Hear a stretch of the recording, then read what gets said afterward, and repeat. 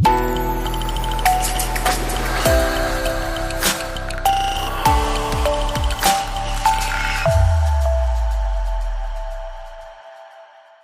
everyone, I'm Jonah Kalinwangsanagoro. And I'm Alex Saputra. We are from Loyola College Senior High School. Are participating in the National LBB competition in 2022. On this occasion, we will present the result of our research entitled Sojiwan's Inculturation, revealing fable reliefs of Sojiwan Temple in Klaten Regency, Central Java, from 1935 to 2011. We will introduce what Sojiwan Temple is and why we chose Sojiwan Temple as our research topic.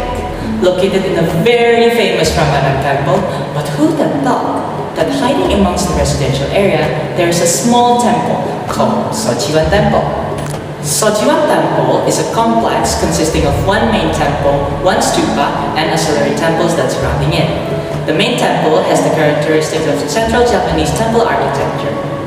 The uniqueness of this Sojiwan Temple is represented in the 20 panels of relief carvings engraved on the base of this temple. The reliefs of the temple are dominated by fable stories which have messages related to humans' life, not limited to time changes. There are 16 fables, and one of the familiar story is the story of a turtle and two swans. We are very interested in these peculiarities and uniqueness of this temple. So we expect better development in terms of education, preservation, economy, social, and cultures. Also from this research, it is hoped that introducing Sojiwan Temple to the wider community can be a source of learning universal moral value of life. For the research methodology, the research uses the historical research method according to historian Kunto Wijoyo, which consists of 4 stages. The first one is heuristic, finding and collecting historical sources through historical documents. The second one is criticism, filtering a data that has been collected in the previous stage, testing the credibility of historical sources that have been collected, and the external criticism, namely testing aspect of site historical resources. Next is interpretation. The researchers will carry it out in 2 steps, namely analysis and synthesis.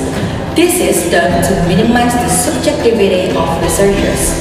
Last one is historiography, to compile research paper by paying attention to writing procedures, linguistic rules, writing formats, and chronological aspects. So all the data that has been collected, criticized, and analyzed becomes a complete and communicated study, so that it can be said a complete scientific work.